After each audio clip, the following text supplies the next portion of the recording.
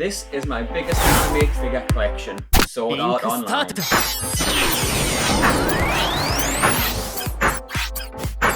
Yes, it is quite a lot. So let's get into it and take a closer look. So yes, it is quite a lot of figures. But in this episode, we're going to be covering a few points. We're going to be looking at first a little bit about the show.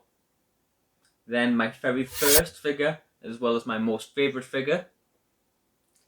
Followed then by an overview of all the figures.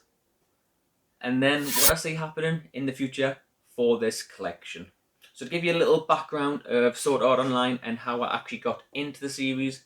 This was first released back on the 7th of July 2012. So nearly 10 years ago now this was released.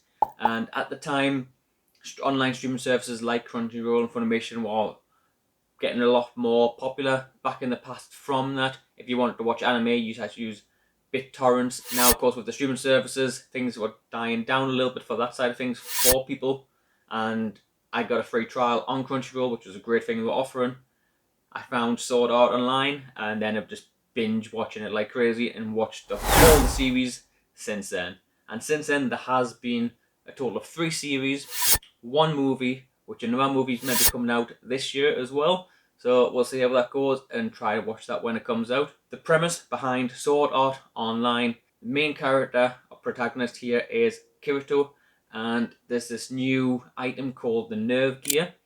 And this, it's like a full immersion headset where you go into this world where you essentially kind of fall asleep and your brain activates and goes into this world as if you are fully playing in there and interacting with it, VR world. But there's a catch. When they all enter and the game starts, the first, I think there's 10,000 people testing it all out.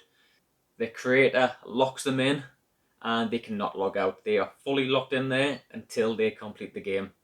Now in Season 1, you have 2 versions, which is Anacrad, which is the first part, and then moves on to Alfheim Online.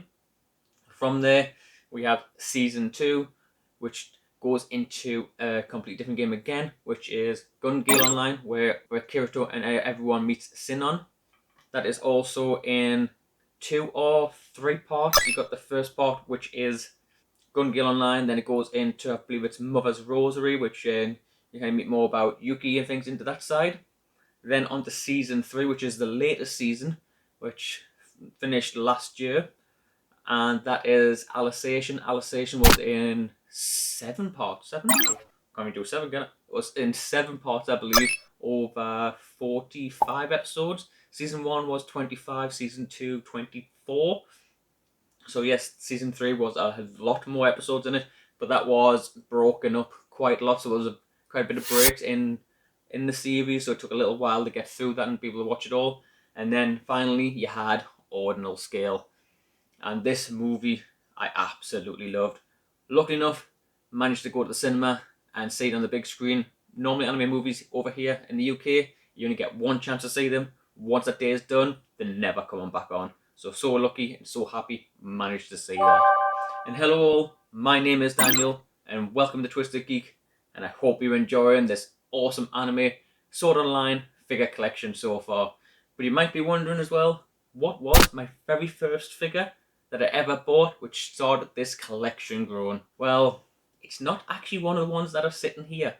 Yes, that does seem a little strange and a little bizarre, because this is essentially all of them, to a degree, and it wasn't actually one that I bought myself. My very first Sword Art Online figure was the Kirito Funko Pop. This I got for, I can't remember, my birthday or Christmas from my wife, and yes, this was actually technically my very first Sword Art Online figure. But on top of that, my most favourite figure, if you've seen my top 5 anime figure collections just from a couple of weeks ago, which I'll link up onto here, that is this beauty, Sinon. I was so gobsmacked and absolutely loved this when I very first saw it. From a seller I get most of my anime figures from here in the UK, which is Leanne's Anime over on Facebook. I'll leave a link down below if you want to go and check her out. She advertised this coming in, looked at it, the images looked amazing, grabbed it up, and when it came, the level of detail, just the skill involved. It's only a £30 prize figure,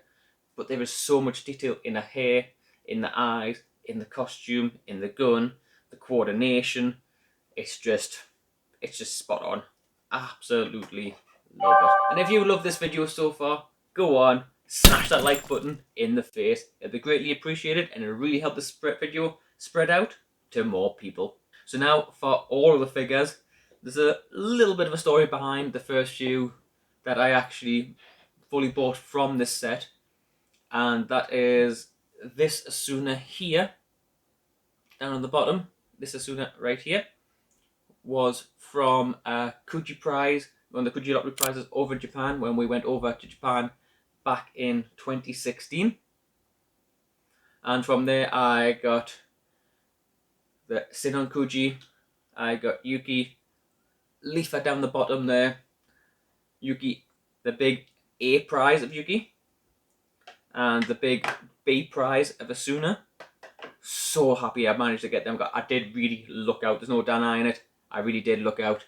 And then Kirito here, the little petite figure, which I got from maybe something like Mandrake or Ami Ami, one of them kind of stores. They've got the pre-owned section. I managed to get it from there. From there, when getting back, I didn't really buy many for a while until back in essentially lockdown, when I did find Leanne's anime on Facebook and started buying her mystery boxes, and it really sparked me love for figure collecting again. And she had lots of Sword Online bits, and I just went a little bit nuts from there. I won Asuna here though on one of the online crane games. The name just fully escapes us, but I'll put it up on screen here. It'll be one you know. And I tried a few other ones, which I did actually get the noodle stopper of Asuna from there. And from there, I got from Leanne, I got the Kirito version and the Kirito version of the Espresso figure as well. Just to complete the set of them two Espresso figures. From that part, the collection just started to grow from Leanne's anime right down to the full set of these X Chronicles Sword Online figures, which I just completed last year. I now have all 5 ladies and the 2 gents. So the future of this collection, with this figure collection being my biggest anime figure collection series, is I'm going to see what else comes out. Leanne does still have a lot of nice figures that I want. We're hoping to go to Japan this year in about September time.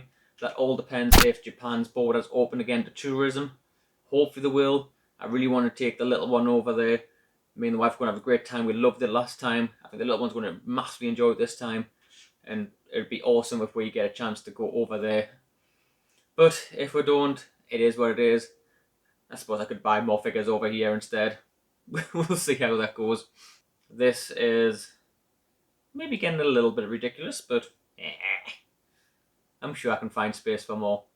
Especially when I collect the manga series as well, when I've got about 24 volumes over 8 different series for Sword Online. I still haven't got the Alsatian series yet in the manga, so there's still even more of that to collect and take up more space. I love this collection, I love my anime figures, and I love anime. And I bet you do too. My name's Daniel, this has been Twisted Geek. Hope you have an awesome week. But don't forget, YouTube recommends you watch this video right here next. And I will catch you in the next one. Cheers.